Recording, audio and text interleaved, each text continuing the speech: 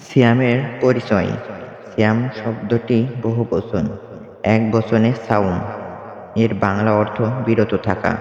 আর সিয়াম সাধনার অর্থ হল শুভে সাদিক থেকে সূর্যাস্ত পর্যন্ত সকল প্রকার পানাহার, জৈবিক চাহিদা, পাপাচার এবং খারাপ কাজ থেকে নিজেকে বিরত ও সংযম রাখা। এই পবিত্র মাস মানুষকে সকল রকম গহিত ও অনৈতিক কার্যকলাপ থেকে বিরত রাখে এবং সকলকে সাধ্যমতো ইবাদত বন্দেগী করার মধ্য দিয়ে তাকওয়া অর্জনে উৎসাহিত করে। সিয়ামের গুরুত্ব ও ফজিলত। সিয়াম সম্পর্কে আল্লাহ তাআলার বাণী। হে মুমিনগণ, তোমাদের উপর সিয়াম ফরজ করা হয়েছে যেভাবে ফরজ করা হয়েছিল তোমাদের পূর্ববর্তীদের ওপর, যাতে তোমরা তাকওয়া অবলম্বন করতে পারো। সূরা আল বাকারা ১৮৩। সুতরাং তোমাদের মধ্যে যে এই মাসটি পাবে সে যেন এই মাসে সিয়াম পালন করে। সূরা আল বাকারা ১৮৫। সিয়াম সম্পর্কে রাসূল সাল্লাল্লাহু আলাইহি ওয়াসাল্লাম এর বাণী। যখন রমজান আসে তখন জান্নাতের দরজাসমূহ উন্মুক্ত করে দেওয়া হয়। বুখারী ইফা ১৭৭৭। যে ব্যক্তি ঈমানসহ সাওয়াবের আশায় রমজানের সিয়াম পালন করবে তার অতীতের সমস্ত গুনাহ মাফ করা হবে। বুখারী ইফা ১৭৮০।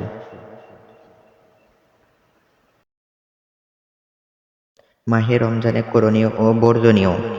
রমজান মাসে এক মাস সিয়াম সাধনা করা প্রত্যেক প্রাপ্তবয়স্ক, স্বাভাবিক জ্ঞানসম্পন্ন, শারীরিকভাবে সিয়াম পালনে সক্ষম মুসলমানের ওপর ফরজ। রমজানে সাদকাতুল ফিতর আদায় করা ওয়াজিব। রমজানে তারাবির সালাত ও তাহাজ্জুদের সালাত আদায় করা, সাহরি ও ইফতার করা এবং করানো শেষ ১০ দিন ইতিকাফ করা সুন্নত। শেষ দশকের বিজোড় রাতগুলোয় কদর তালাশ করা এবং এই দোয়া পড়া, আল্লাহুম্মা ইন্নাকা আফুউন তুহিব্বুল আফওয়া ফা'ফু আন্নী। অর্থ, হে আল্লাহ, আপনি ক্ষমাশীল, ক্ষমা করা পছন্দ করেন, সুতরাং আমাকে ক্ষমা করে দিন। রমজানে যথাসম্ভব অধিক কোরআন তেলাওয়াত করা, কালেমা তাইয়্যিবা ও দুরূদ পাঠ করা, তাওবা ও ইস্তেগফার পাঠ করা, তাসবিহ তাহলিল ও জিকির, ধর্মীয় বই পুস্তক, তাফসীর, হাদিস ও ইসলামিক সাহিত্য অধ্যয়ন, দ্বীন শিক্ষা, দাওয়াতি কাজ, মজলিস ও মাহফিল আয়োজন ও শ্রমিকদের প্রতি হক আদায়, দান সাদকা, ইহসান তথা আল্লাহর সার্বক্ষণিক নজরদারির চেতনা মনে জাগ্রত রাখা। সবার সাথে ক্ষমা ও দয়ার আচরণ, আত্মীয়-স্বজনের খোঁজ খবর নেওয়া ও সাহায্য সহযোগিতা